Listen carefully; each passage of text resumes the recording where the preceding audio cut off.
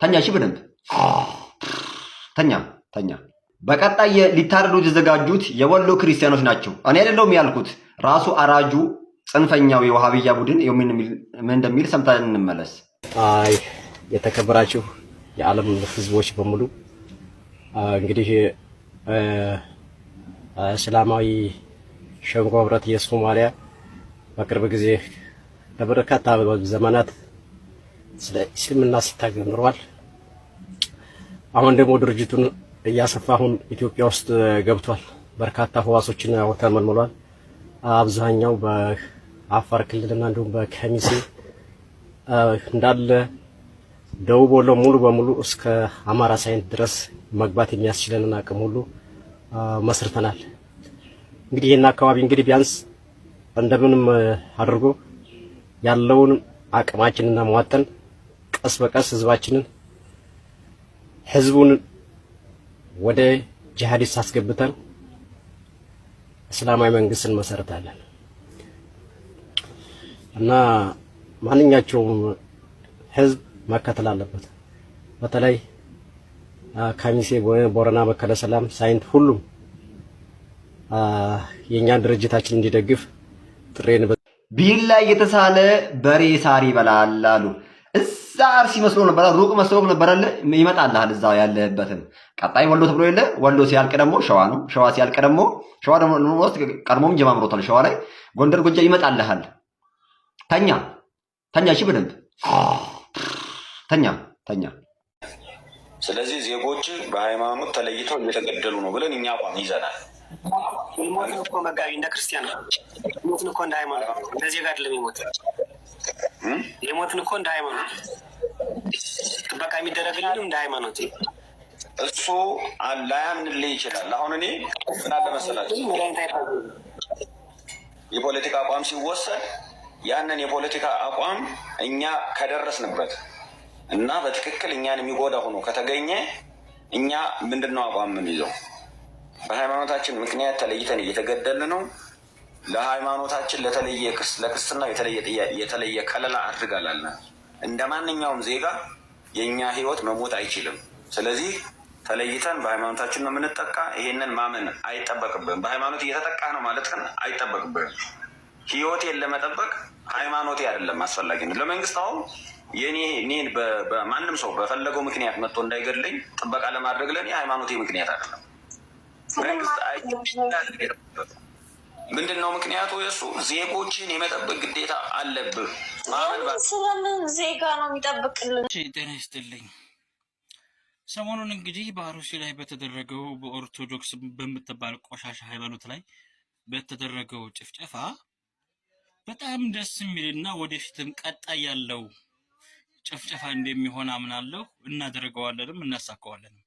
ኦርቶዶክስ ለዘመናት ሙስሊምን ስትጨፈጨፍ እና ስትጨቁን የነበረች ቆሻሻ ሃይማኖት ነች።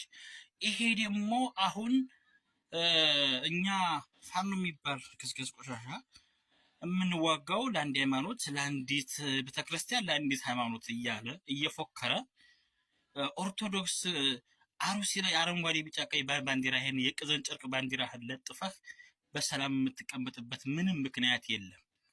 ኦርቶዶክስ ካሁን በኋላ በአፋር ክልልም በሶማሌም በወሎም በአሩሲም በባሌም በጅማም ካሁን በኋላ ትቀጠቀጫለች፣ ትቀጠያለች፣ ትታረጃለች።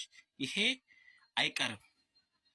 አሁን ኦርቶዶክስ ደሴ ቦሩ ሜዳ ላይ 30,000 ሙስሊም በአንድ ቀን የታረዱትን አታስታውሽም? የወሎን ስም የቀየርሽ ወሎ እኮ ይታወቃል፣ ኦሮሞ እንደው ይታወቃል፣ አማራ ነው ብለህ ቀይረህ የከፈሩ ዘመን አታስታውሽም? ኦርቶዶክስ ካሁን በኋላ ኢትዮጵያ ውስጥ ለመቀመጥ ወይ ግብር ትከፍያለሽ፣ ወይ ትጨፈጭፊያለሽ፣ ትታረጃለሽ፣ ወይም ደግሞ ሃይማኖታሽን ትቀይራለሽ። ከዚህ ከሶስቱ ውጭ ግን ሌላ በጭራሽ የሚመጣ ነገር የለም። ኦርቶዶክስ ካሁን በኋላ ያለሽ አማራጭ ከሶስቱ አንዱን ትመርጫለሽ። ወይ ትታረዳላችሁ፣ ወይ ትሰልማላችሁ፣ ወይም ደግሞ ግብር እየከፈላችሁ ትቀመጣላችሁ። አንዳንድ ግን አሉ እንደነ ሀቢባ ያለች ያቺ ዲቃላ የምትወልድ አንድ ቀበሌ ልጆቿ የከሌማ የማይባሉ ቆሻሻ አለች። እንደነ ሰይድ ወርቁ ነው ሰይድ ወርባቦ የሚባለው ዳይፐራም የወንድ ፔሬዳም አለ። እንደነሱ ያሉ ቆሻሻዎች የሰላም አታላ ተሸካሚዎች እነዚህን ከሰው አይቆጠሩም። ይሄ አዶና የሚባለው የትግራይ የቁልቋላም ልጅ አክሱም ፍትህ ሳይጠይቅ ያሩሲ ላይ የጠየቀው እሱም በቅርብ ዋጋውን ያገኛል። ካሁን በኋላ ኦርቶዶክስ ያለሽ አማራጭ ሞትና ሞት ብቻ ነው። አንተ ፕሮቴስታንት ነህ፣ ኦርቶዶክስ መስለህ በአርሲ ጉዳይ ለምን ገና ፎሎ ያድርግልኛል ቲክቶክ ያድርግልኛል ብለህ ነው። እንደዛ ሊሆን አይችልም እና ከኦርቶዶክስ ለምን አትወጣም ነው? አንተ ከዘር መላቀቅ አይቻልም። አትመሰሉ ምን ይሰራል ነው ባጭሩ ነው። አስቴት ልስጥህ ብዬ ነው። ይቀጥላል። ከኦርቶዶክስ ለምን አትወጣም ነው ያልከኝ? ከኦርቶዶክስ አይ ቅድም ኦርቶዶክስ አይደለም። አይ ቅድም ኦርቶዶክስ አይደለም። እምነት ነው ያዛለህ ወይ ኦርቶዶክስ መግባት አለብህ ወይ ፔንት መሆን አለብህ ወይ ነው። አሁን ግን አስመጣው እንደሚያ ስታየው በጣም ብዙ ናቸው። ቅድም ቆይ እንጂ ቆይ እየሰማኝ ነው። መጀመሪያ ኦርቶዶክስ አይደለህም ብለኝ ነበር። አሁን ደግሞ ከኦርቶዶክስ ለምን አትወጣም ነው ያልከኝ? አይምታታም? ክላሽ አያረግብህም? ክላሽ አያረግብህም? መጀመሪያ ኦርቶዶክስ አይደለህም አልከኝ። አሁን ደግሞ ከኦርቶዶክስ ውጣ አልከኝ። ኦርቶዶክስ አይደለህም፣ ከኦርቶዶክስ ላይ ተላቀቅ ውጣ ነው ያልኩህ። አሁን መስመሩን ልቀቅ ነው ያልኩህ። ትክክል እኮ ነው። ማለት ምን አጠፋው? ለምን ትሳደባለህ? በኦርቶዶክስ አስመስለህ በአርሲ በሞት ሰዎች ላይ ብዙ ነገሮች የምትናገረው ነገር ሰው እየታዘበ ነው። ለምን እንደሚታዘብ አልሞቱም ብለህ ነው የምታስበው አንተ? ማለት አልሞቱም ሰዎች በአርሲ እና አንተ ኦርቶዶክስ መስለህ ለምን ትሳደባለህ ነው? እሺ እኔ ኦርቶዶክስም አልሆን አንደኛ እየተሳደብክ ነው ያለው። እውነተኛ ኦርቶዶክስ አይሳደብም። ጸሎት ነው የሚጸልየው፣ ለሀገር ይጸልያል። ይሄንን ነው የሚያደርገው። እኔ አሁን ለምሳሌ ሰዎቹ ሞተዋል አልሞቱም? ፖይንቱ እሱ ሌላ ጉዳይ ነው። ቆይ ሞተዋል አልሞቱም ለምን አትመልስልኝ? እሱ ሌላ ጉዳይ ነው። ስለመሞቱ ሞተዋል አልሞቱም? ስለመሞቱ ለእነሱ አዝነህ አይደለም። ቲክቶክ ላይ እንዲያድግልህ በቃ እንዲህ ናቸው የሚባል ኦርቶዶክስ ተሳዳቢ ነው ወጣቱ ምናምን በቃ እንዲህ ይሳደባል ብለህ ለሌላ ለመናፍቃንም ጭምር መንገድ እየሰጠ ስለሆነ ኦርቶዶክስ ቆይ ሰው አንተ ኦርቶዶክስ ነህ? ኦርቶዶክስ ነህ አንተ? እሱ አይመለከትህም። እሱ አይመለከትህም። እሺ ሞተዋል አልሞቱም? አንተ ተው አይደለም ኮሜንት ላይ ምን እንደተጻፈብህ በጣም ያለው ሞተዋል አልሞቱም? ጥያቄ ምን ጥያቄ ነው እናትህ? ለምን አትመልስልኝ? እኔ የሰራው ስለሞቱ ሰዎች ነው አይደል? ለሞቱ ሰዎች ታረበት ስድብ ነው የምትሰራላቸው። ምን ብዬ ተሳደብኩኝ? በጉዴ ፈላህ እኮ ንገረኛ እንዴ አንተ እኮ ምን ብዬ ተሳደብኩኝ? ይሄን ብለህ ተሳደብክ ብለህ ንገረኛ። ራስህ ታውቀዋለህ። የሳደብከውን ራስህ ታውቀዋለህ። እንዴት እኔ ደግሞ እንደ አዲስ የቤት ስራ ትሰጠኛለህ? እኮ ምን ብዬ ተሳደብኩኝ? ተሳድበሃል እያልከኝ አይደል? ይሄን ብለህ ተሳደብክ በለኛ። የአርሲ ኦርቶዶክሳውያን ባለማዕተቦች ጉዳይ የሁለት ቀን ጉዳይ ሆኖ ቀር አይደለም። ሁሉም ሰው ጥቁር ለበሰ፣ ፍትህ አለል። የሁለት ቀን ጫጫታ። አሁን ሳይ ዘፋኙም ወደ ዘፈኑ ቀጥሏል፣ አስመሳዩም ወደ ማስመሰሉ ቀጥሏል።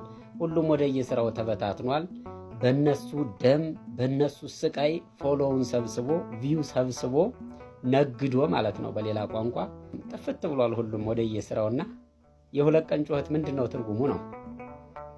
በዚያ ያን ተጠቅመውም ጥላቻ የዘሩአሉ። ሌላ ቁስል ደግሞ ሌሎቹ ደግሞ አይን ውስጥ እንዲገቡ ያደረጓሉ በፍትህ ስም ማለት ነው።